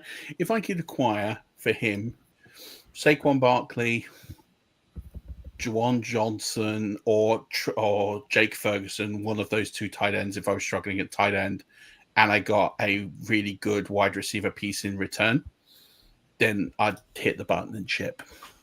Because the sum of the parts you get will be better than what you get out of JSN for the rest of the season. And if you believe JSN is going to continue on the trend he's on, he's going to finish in the top 3, you should absolutely not trade him. But if you think he arrows down to 12, 10, to 11, 12, and he starts to peter off as the season goes on, now's a good time to ship. This is so you've hit 2 fascinating topics. If I can jump in quickly on both. So you might be right with JSN that this might be kind of his peak. Cooper Kupp, we haven't seen much from him this season, and presumably he still has gas in the tank. And Torrey Horton, the rookie. Okay. It's still a relatively streamlined passing attack when you think about it, because it is kind of JSN and then everybody else. Like, JSN has established himself as the alpha. This preseason, he was heading into week 1, his overall ADP was 33. On my rankings, he was 20. I firmly believe that this was last year. I talked about that he had a good shot at outproducing DK Metcalf and basically becoming the number 1. And this year, he was going to be amazing. So I'm kind of biased in my thinking because he's more amazing than I thought he would be. And yet at the same time, he's only scored 1 touchdown. So the numbers he's putting, touchdowns will come. The amazing thing is that he has a high target share. He's catching most of the passes he's getting. He's caught like 76% of his targets. And he only has 1 score. To me, there's upward potential to that. Once, you look at what happened last week when Seattle just steamrolled New Orleans and the passing attack just shut down by early in the second half. You imagine closer games where JSN is playing a CeeDee Lamb-like role of just being the guy peppered with targets to keep them close or to get them back on top. We haven't seen much of that yet. We've seen some, but I think those touchdowns are going to go up dramatically, and I think the targets are going to stay the same. So I would feel very comfortable investing in JSN if I could get him for outside top 10 value, which I don't think I could at this point. Yeah. I like him where he is right now. So we can do a gentleman's bet on that. I love that we're on the opposite side on that a little bit. The other one that hits me hard, and you might be right with Quentin Johnston, because I don't have a strong opinion about that. I did 3 podcast episodes this summer devoted to the Chargers passing attack, because it was incredulous to me that Ladd McConkey's ADP, wide receiver ADP, was 11, and none of the other wide receivers, from Keenan Allen to Quentin Johnston to Trey Harris, were inside the top 50. And my big beef was that the market was missing what seemed to be the obvious, which was that a Justin Herbert-led passing attack would have at least 2 top 50 wide receivers, and that one of those guys was a bargain. And that McConkey would not be the 11, because the only reason he was the 11 is because he averaged roughly, the 15th or 14th most fantasy points per game for wide receivers the year before, and he was an ascending talent. And everyone just figured, oh yeah, but in a vacuum, that makes sense. But in reality, McConkey was the only thing going last year, essentially. He was the one reliable target. This year, the idea was that Herbert was going to have at least 2 with Keenan Allen back. Who knew that Quentin Johnston was going to break out? His ADP was like 65. But the point is, I don't think that it's a fluke that Quentin Johnston has been this dominant. No. I think instead, and I agree, it's almost inconceivable that he can keep this up. But I do believe very strongly that the pecking order in that receiving core has not yet been established, and that Johnston very well could be the number 1, and we just don't fully appreciate it yet. And it could be that McConkey is the number 3, and we don't fully appreciate that yet. I think that it's going to take 2 or 3 more weeks to see kind of where this breaks out. Last thing I'll say about it, I think it was 2 years ago. This was one of my big misses going into the 2023 season. I said Justin Herbert's going to throw for 6,000 yards. He's got Eckler, he's got Keenan Allen, he's got Mike Williams, he's got Joshua Palmer, he's got a young Quentin Johnston. This is a super team. And then one by one, they start getting hurt. Eventually Herbert gets hurt, and it's a disastrous season. But I still hold to that idea that if someone was going to throw for 6,000 yards, I believed that Herbert was going to be the first, and that he is an underrated, incredible, precise quarterback who now has, the best offensive unit that he's had since week 1 of the 2023 season. Which he then quickly lost when Mike Williams got knocked out for the year. And I think this has been 2 years in the making of a rebuild of an offense that can align with Herbert's sky-high ceiling. In fantasy, I would completely invest in Herbert. I don't care, the price has to be reasonable, but the price as he is now, I'd go for it. I think it's going to continue. And I think it's going to be a case where he's feeding. It's almost Peyton Manning-esque from 2013, whatever it was, where yes, he can feed 3 receivers on this team. It might not always be pretty. There might be 2 dominant, but he can feed 3 wide receivers. And Aaron Gadsden is scary how good he could be. Agree. And someone you talk about rostered in 3% of leagues, I think Gadsden might be rostered only 3%. And he is completely under the radar only because he's seen as one of 3 tight ends on that team. But the reality is it's his for the taking. So I am all in on this Chargers offense, which is very bandwagony of me to say. But I believe that what we've seen is actually indicative, and that goes for Keenan. The riskiest player, I would say, of all of them is Keenan Allen at his current price point because of his age and because there is going to be a higher risk of a longer recovery time that he might need if he pulls a hamstring or something like that. But I think besides that, I'm all in on everyone as they have performed, and I think it'll continue. What about Trey Harris? Next season. You're right. I mentioned him that I talked about him in the podcast and then stopped talking about him because he seems to be the odd man out. But you're absolutely right. I mean, how many other teams have a second round draft pick as their number 6, number 5 target right now? Second round rookie, who's an afterthought. I mean, that's the depth of this team right now, which is kind of scary. The funny thing is, you were talking before, just going back to what you were saying about Jackson Smith-Njigba.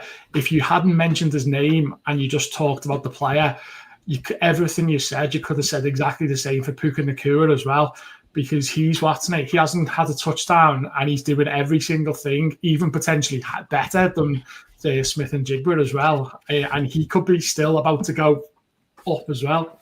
I didn't project him to have that many touchdowns this year. But that's not a skill thing. That's a schematic thing. It's why they've got Adams and the weapons they have. The Rams offense is completely different. The other point I have, and the reason why I'd be trading JSN, and this is a little itch in the back of the mind, is what happens with 5 games to go if the Seahawks are last in the division and out of playoff contention. Are they going to be? Well, what if they are? They're in the toughest division in football. They are in a tough. You're right. You got the 49ers, you got the Rams, and you've got the Cardinals.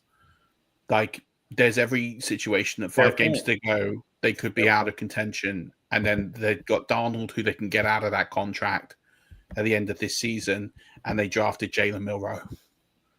And if Jalen Milroe comes in, all those numbers you're seeing on JSN for the fantasy playoffs could absolutely tank.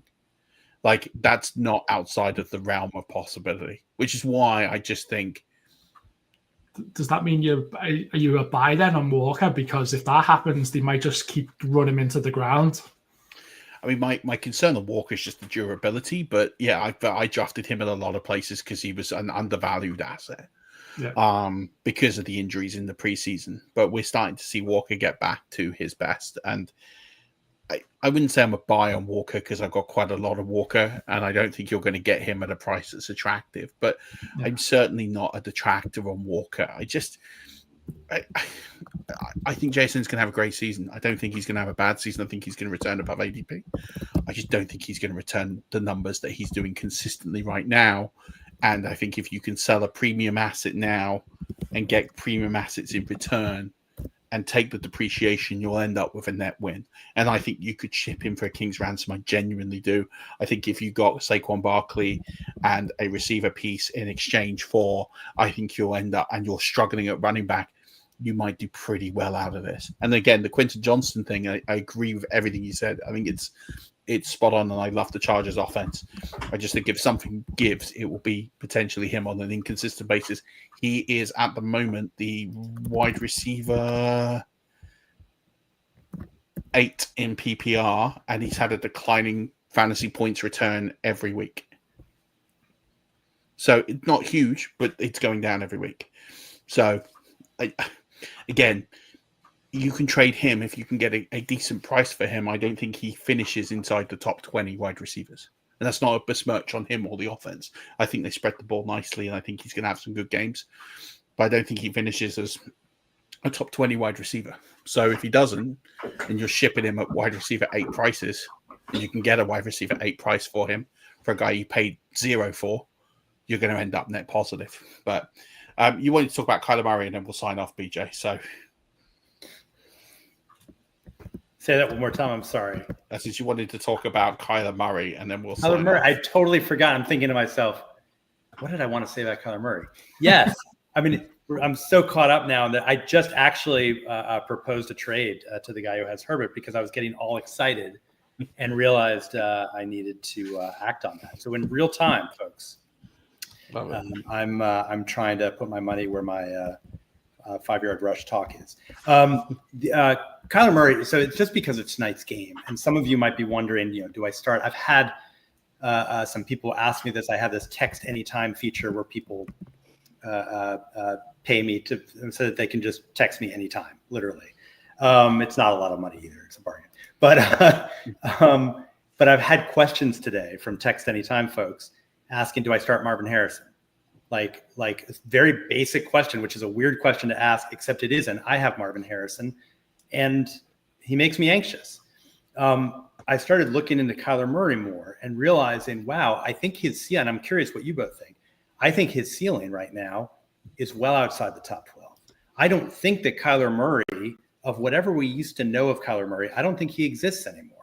And some of the numbers that are interesting to me, besides the low-hanging fruit is that his fantasy production per game has declined essentially every year since 2020.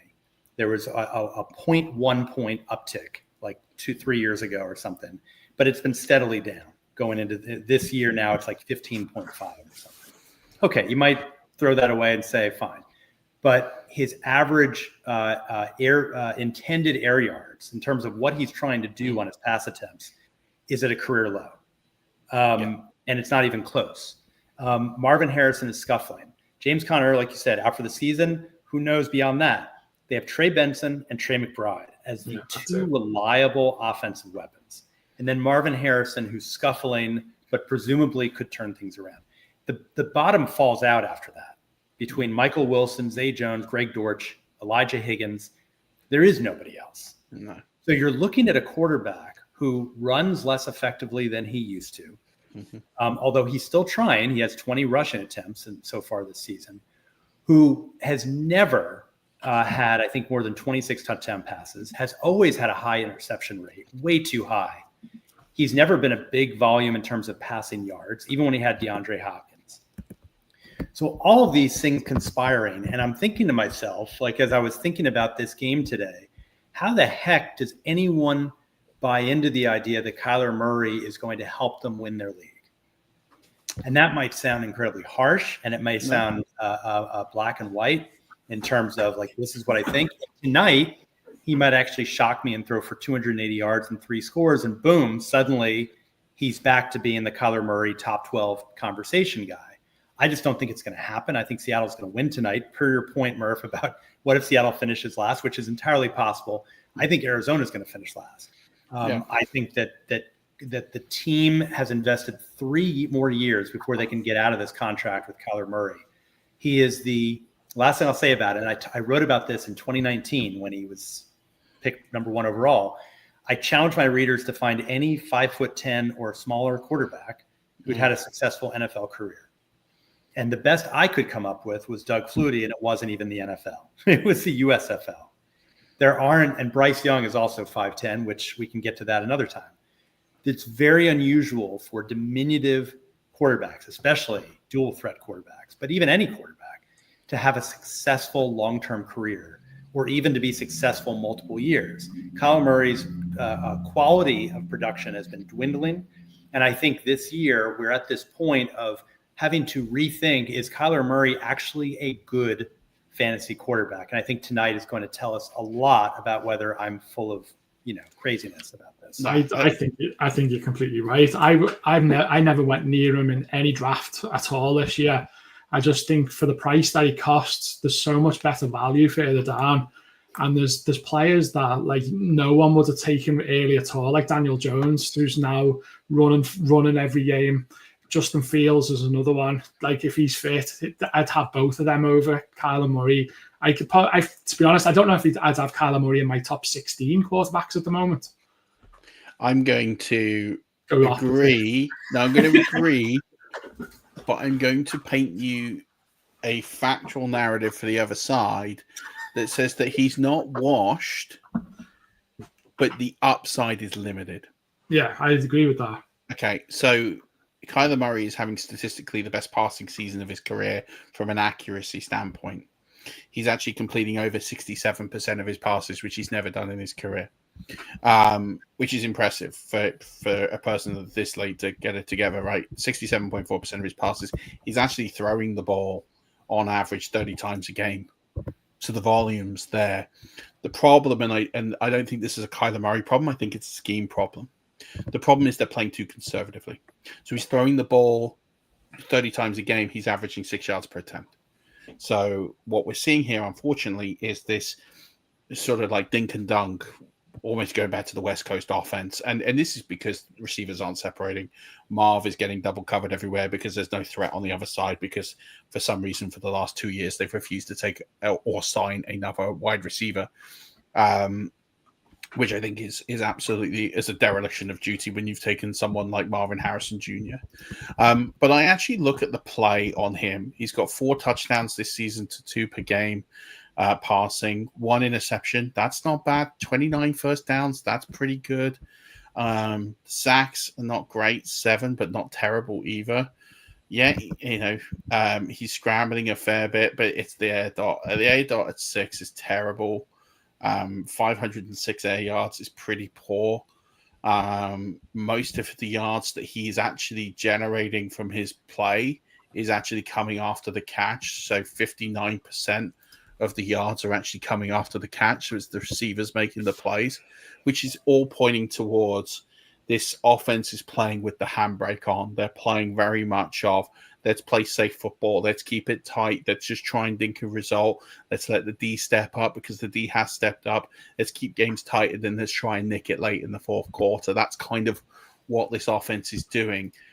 The question will be, and where I agree with you, but where I think there is some hope, is if Kyler Murray keeps this trajectory of play where the completion percentage is good, that he's getting the rushing yards, which aren't bad, that stays.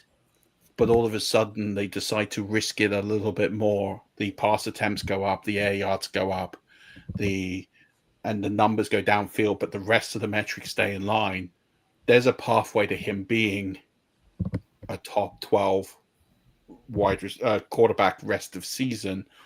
My worry is we're not going to see that until the second half of the season at the earliest. And by that point, he'd have already burnt you. So I think there's a pathway to him getting there. I don't think it's anytime soon because they're playing very conservatively as a team. And it's working at 2-1. You can't argue it. But it does hamper him as a fantasy quarterback. But what I would say is everything that Kyler Murray is being asked to do, he's executing. And it's not a Kyler Murray problem, it's a scheme problem. I feel like you and I have just got at it. It's good, though, because it makes people, if you're in the middle and you listen to both, it makes you think and question both of you to try to figure out, well, what's my view on it type thing. So it's good. I sit on the same side of the coin and just looking at it slightly differently with Kyler Murray, that I actually don't think it's him. I don't think it's his fault. And I don't think it's him as a player that's causing the negative fantasy points perception. I think it's just the scheme. And if they change it and get more risky, then I think he could do something, or it could flail. But ultimately, something has to change for him to be successful. He's not going to be a top 12 fantasy quarterback based on current production. If they could find a wide receiver too, maybe would help a lot. I'm not sure what their cap situation is. I don't think it's terrible. I think they could probably. Unless it's wrapped up in defensive players, but I don't think it is. Yeah, they got 18 mil. They could make that work. They could get out of the Kyler Murray contract at the end of the 2026 season, by the way, for 7 mil. 3 more years. Oh, that's good. The cap hit is huge. That's all I saw. But... The cap hit's ridiculous. He's there till the end of 2026. Now, if they get rid of him before the 5th day of the league year in 2027, they're on the hook for 7-ish mil. Once they pay his guarantees. So it's not too bad. But yeah, I think that's right fair. We've gone on for a really long time. Danny, is there anything else you want to share? Because I feel like you've been a bit of a bystander part of this. Apologies. There was just a couple, when you were talking about players to look for and stuff, Chris Olave was one that kept jumping out at me. He's not getting the points that his game has been so far, and it could be about to happen soon. That was one. But no, nothing major, to be honest. I wasn't even sure I was going to even make this pod today, so just to be on the pod alone, I'm happy with. Yeah, I do think Olave is an interesting buy situation. Again, you look at the expected fantasy points versus fantasy points argument. He is under 8.5 fantasy points per game under expected, which is just, it can't continue. It won't trend that way. There will be an improvement. The peripherals are pretty good, 8.5 ADOT, which isn't amazing, but it's not terrible. He's got 35% of the team's air yards. He's got 30% target share. He's got a 31% target per route run. The targets, the volume, everything is there. What's holding him back? Quarterback play. There's absolutely no chance that Spencer Rattler sticks around much longer than he is now. So change the quarterback, keep the utilization, keep the usage. It's all plucked there for Chris Olave to have a really decent fantasy season. What's a decent fantasy season? Top 16? Like, I don't think it's going to be electric, but compared to where he is now and the numbers that he's putting up, Chris Olave is currently in PPR 24. I think there's a case on current utilization to get him higher to 12. It could happen. It depends who the quarterback will come in and be, but I think it'll be fine. But I think ultimately at the end of the day, Tyler Shook's got to come in at some point. They drafted him where they drafted him. I think he was a good fit for the Kellen Moore offense. I think Chris Olave benefits from a quarterback change more than anybody in the league. Spencer Rattler's been dreadful. But as a Bucks fan, I love it. I'm all over it. So I just think he's a really unique buy opportunity. I do have some other buy opportunities. I'm going to leave them for the Discord because we've been going and we've kept BJ for 50 minutes longer than we said we would. And I'm conscious of people's time, but not conscious enough to keep them for 50 minutes because it's just been so good. And I didn't realize that we'd gone this long. Me. I was going to apologize to both of you. So thank you for heading. About average, isn't it?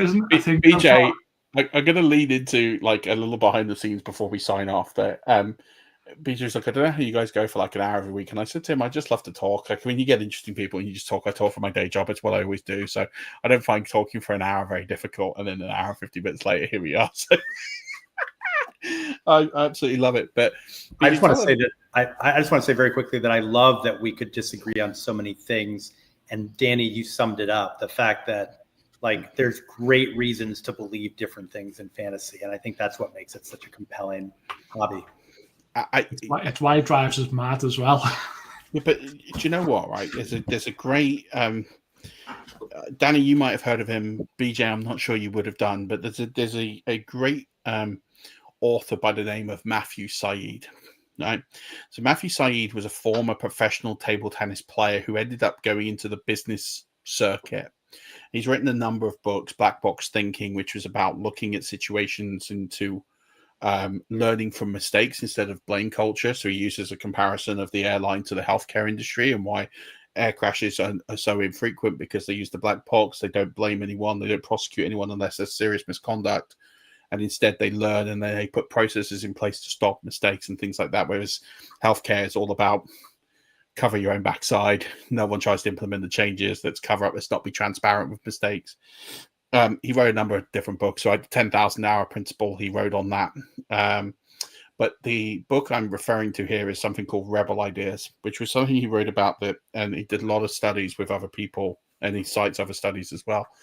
That if you end up with a load of people who look the same from the same background, who talk the same, who think the same, and then you put a room of diverse people in who have different backgrounds, different ethnic backgrounds, different geographical backgrounds, different educational backgrounds, different opportunities in life. The teams with the different opportunities and different backgrounds get to the answer a lot faster because they've got a much wider, diverse pool of thinking to pull from rather than the exact same.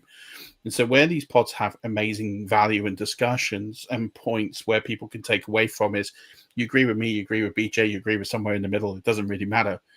What we've educated everybody for the last hour and 52 minutes is process. My process is different to BJ's. That doesn't mean anyone's wrong. That doesn't mean anyone's right. What it does mean is that the person who's going to benefit out of this isn't BJ and I. It's going to be you because you're going to take bits of everyone and you're going to find a process that leads you to your own process. And at the end of the day, if you walk away from this pod, you've learned 2 or 3 things to develop into your own process, then it's been a really hour and 52 minutes valuable. Like I'd much rather talk about process and why we think the way we do so that people walk away from this and learn about how to pick their own picks and sit here and say, this player's good, this player's bad, this player's who you should start, this player's who you should trade, with no context to the discussion. Right. Or the chasing points kind of philosophy of exactly instead of what you provided, Murf, so effectively is, the looking at the numbers behind the stats, which helps inform kind of what the trajectory might be for that player. And then we can conclude different things about what that means or how that what outcomes that might lead to. But it presents a 3-dimensional kind of view of a player's abilities as shown on the field. And then we can decide from there whether it's a sign of things to come or if they're going to turn things around, change it up. And I think that's the best philosophy is at the end of the day, if we have a good season, BJ and I, we're going to be right 65% of the time. It's a phenomenal season. Like that's a phenomenal season. So we're going to be wrong. We embrace being wrong. There's nothing wrong with being wrong. It's about not being scared to be wrong, not being scared to have an opinion and backing it up and standing for it. And if it's wrong, then you learn for why it's wrong. And if you get to the point where you make enough mistakes, you'll end up with the right process that's right for you. And I guess the real value of this show is find as many different personalities, opinions, facts as you can find because when you put all of that together, there is the right answer. When you put that pool of facts together, and I tell this to people all the time how do you do projections? Don't worry about doing projections. Do rankings. And before you do rankings, go under the Fantasy Pros Fantasy Expert Consensus. Pick the 10 guys or 10 folks that you listen to, or 8 guys or 5 or whoever it is. I say guys, I mean the colloquial, not actual men, like women. There's some amazing women rankers. Find who the people who you want to follow, who use advice you think is the best. Put those 5 together in a spreadsheet, average it out. They can be your rankings. That's what I did. That's what I did for the rookie rankings.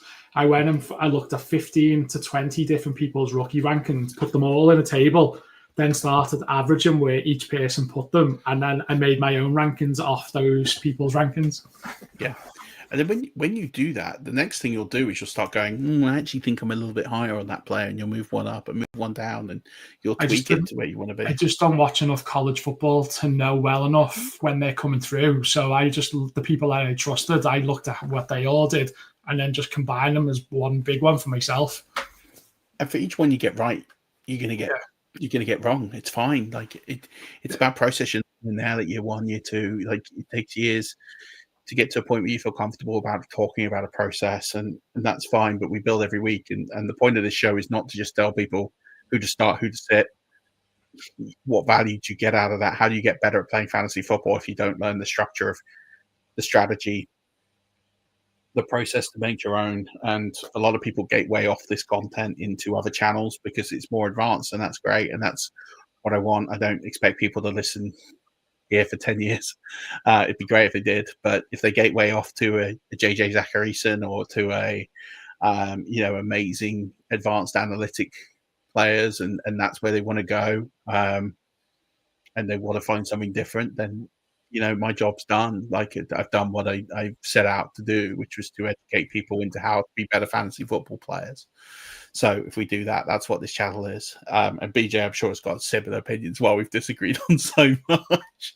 And that leads me on nicely to talk about fantasy football for winners. So BJ, we've been going for an hour 57 minutes. So what's 2 minutes more here? Talk about fantasy football for winners, where people can find it. I'm going to put a link in the show notes, and let's just get people to the communities. And I'm sure they've really enjoyed the points that you put together in this show.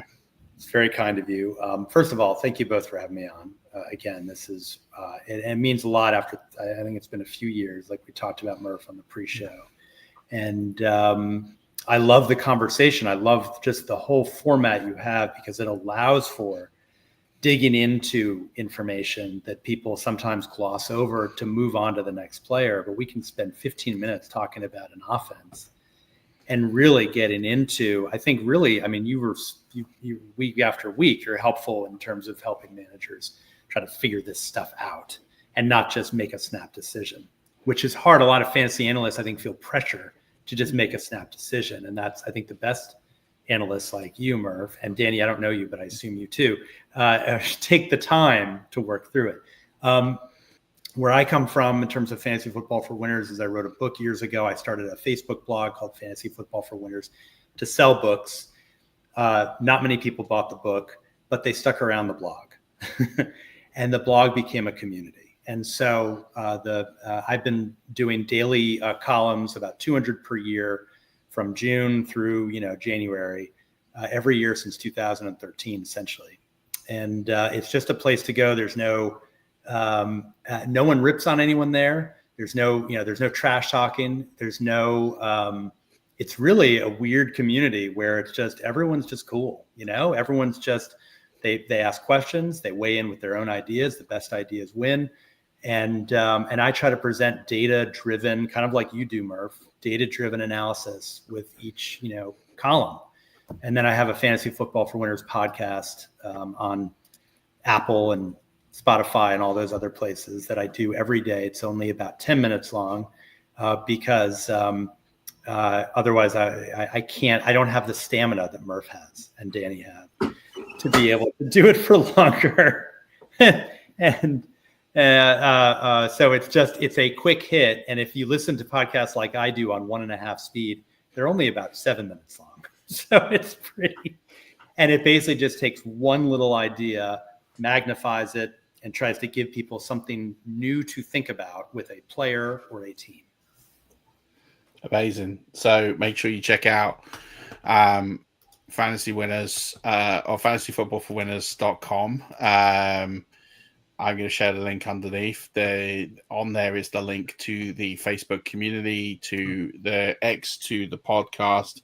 Please subscribe, because BJ's not just a great fantasy analyst, but a great person, and represents an amazing community. And again, if you want to debate and sharpen your tools and debate ideas and strategy, then I think, people can benefit from those communities and really benefit and see the value in them. So make sure you subscribe. I'm going to do this as soon as I jump off, and make sure I join as well, because it's a great opportunity to be part of something different and to source ideas. And I talk about groupthink a lot, and how I'm not a big groupthink guy. Like, I want to be different, but to do that, you've got to hear what the rest are saying to find your pivot points and find where you want to go and understand. And the more people you talk to, the more you'll improve your process. So if you're listening to some of what I've said and BJ have said, God, this is really interesting, I want to get more granular on things, how do I do that? Those kind of communities are the best places